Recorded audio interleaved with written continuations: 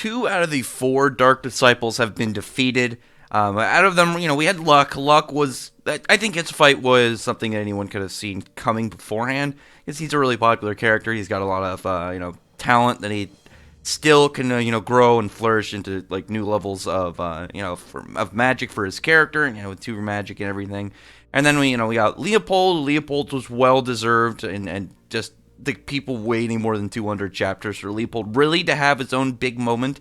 But we still have 2 of the Dark Disciples left, and Vonica. I don't think Vonica will, she's not going to go the ways of these Dark Disciples. So far, the Dark Disciples are, hey, these characters, we want to have someone for them to go up against, or they're going to get their own spotlight, and not just, all the characters that would otherwise run through the Dark Disciples and, beat them relatively easier.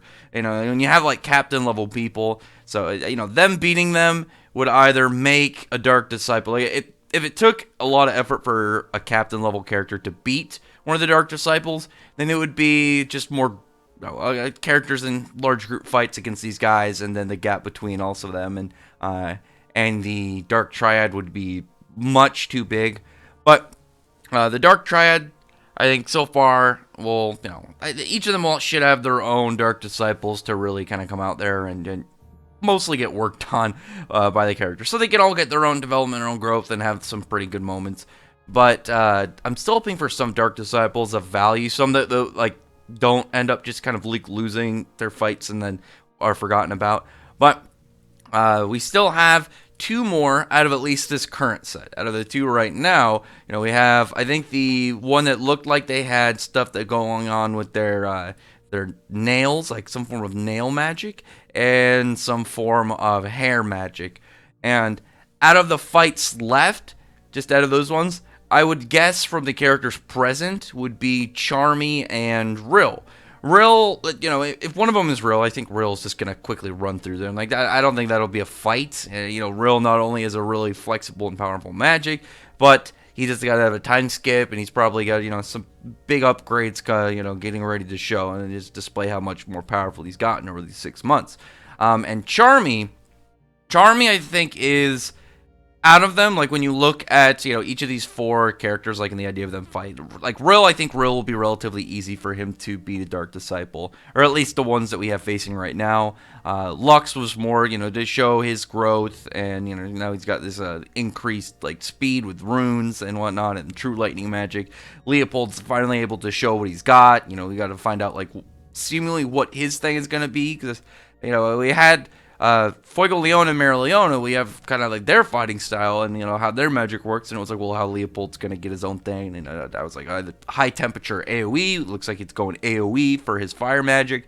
And Charmy, like, the question with Charmy in her fight isn't, will she be strong enough? We already know Charmy is very powerful, and on top of that, we know with the half-dwarf stuff, she's got, a dual set of magic, already really OP, but then the question is, like, what will be the thing for Charmy to, like, display in the fight? Because if it's just, Charmy goes and beats them, that's boring. We want to find out, like, how has Charmy kind of grown? Like, with Rill, I would imagine maybe he's, like, a little more focused, and maybe he's going to have, like, a lot more, like, weirder, wider variety of magic. Because his painting magic is really good in the fact that it can use multiple elements, but obviously, I think the biggest factor is the fact that, it's super flexible. You can paint relatively anything to kind of, to be at your advantage.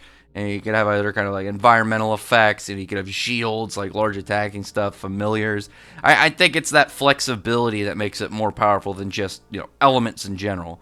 But with Charmy, the question is, like, what will her thing gonna be, or what will her thing be? I completely fumbled over that sentence. Like, what her thing gonna be? No, what is her thing gonna be in her fight? What would be the kind of like emphasis on, like, oh yeah, this fight for Charmy is, you're gonna find out these things. Because we already know Charmy should be powerful enough to beat one of these Dark Disciples after we saw Luck and Leopold go up against him.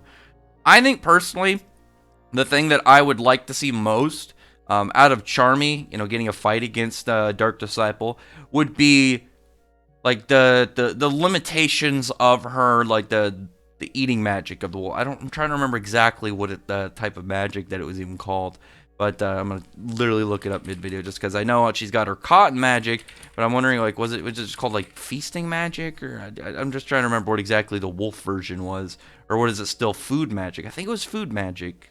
I'm trying exactly to remember it. Yeah, food magic, because it's cotton magic and then food magic. But anyway, I want to find out the limitations of like what exactly that can do, because only thing we know about it so far is it, the wolf can eat magic and then kind of like convert it into just like a physical boost for Charmy, so she can be physically stronger, more durable, able to kind of just like hand-to-hand combat fight. Um, I want to find more limitations of it because I think, at least right now, it seems kind of too OP. Usually when you get like an OP ability, you're just kind of get the good stuff at the beginning. You're not going to find out the limitations, and you're not going to find out like all of its downsides for a bit, just because in the moment of its the hype part, that's the thing that it's going to be more displayed. And we'll find out stuff more later. Like obviously for a good example. Vanessa's fate manipulation with Rouge, we got that. Seemed like a really good ability, but it's not like the same manipulation of like fate where you can just kind of like alter everything coming up and just control future events. She can do. It's essentially, the easiest way to describe it, it's like a redo on deaths that people that she cares about. It clearly got its own kind of like rules and limitations, that it's not just the same like, oh, she can just do anything. No, it's more of like a reset button. It's like an auto, like, go back to a save point like shortly before. Like it just rewinds momentarily. It's not the same as like full on manipulation. But something like that with Charmy, like maybe she's only able to eat certain like magics. Like maybe she can only eat offensive magic. She can't eat stuff that's like status effects.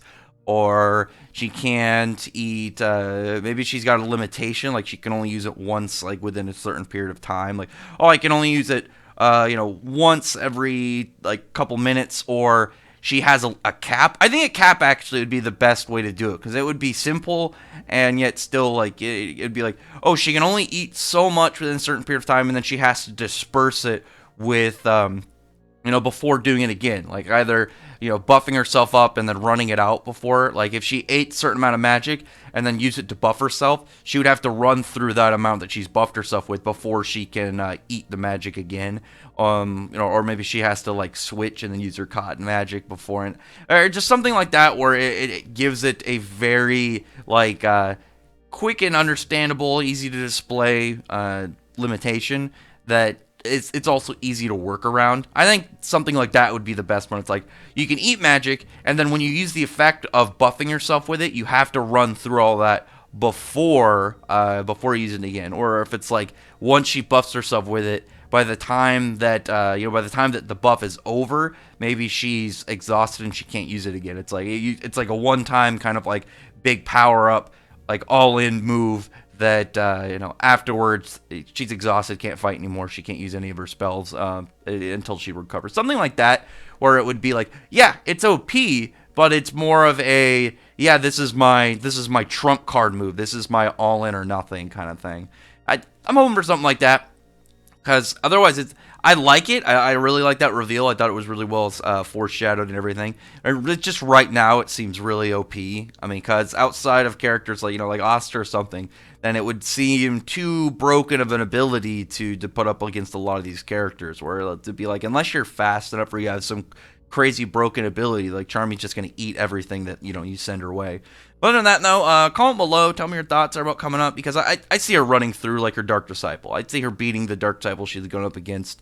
If it's her relatively easy, it's more of what we get for her in her fight that I think is more interesting. Other than that, no, comment below, tell me your thoughts about this theory, and like what otherwise would you be hoping for coming up with Charmy? Like what would you be like looking forward to most if it is Charmy fighting one of these guys? But other than that, comment below, thumbs up the video, but from the like button and subscribe button, and check out my other videos. But other than that, I appreciate everyone who's already subscribed, and I thank you all for listening. Bye.